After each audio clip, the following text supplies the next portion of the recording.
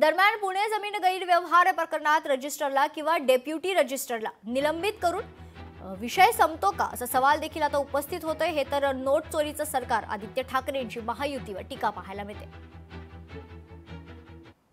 नाही, महत्त्वाची गोष्ट जी काल मी विचारली ना की एखाद्या रजिस्ट्रारला किंवा डेप्युटी रजिस्ट्रारला निलंबित करून विषय इथेच थांबतो का।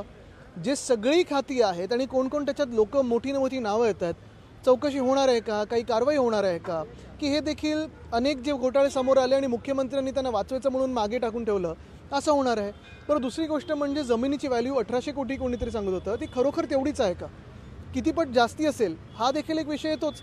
पण मुख्य गोष्ट हेच आहे की काल मी पाहिलं मुख्यमंत्र्यांचं स्टेटमेंट की आम्ही कागदपत्र मागवलेत, अमुक मागवलेलं आहे। स्पष्टपणे त्यांनी उत्तर द्यावं की हा घोटाळा आहे की नाही। उपमुख्यमंत्री काय बोलतायत, दादा काय बोलतात हे सगळं वेगळं, पण मुख्यमंत्री म्हणून, राज्याचे प्रमुख म्हणून त्यांची जी खाती त्याच्यात निगडीत आहेत त्याच्यावर त्यांनी उत्तर तर द्यायला पाहिजे।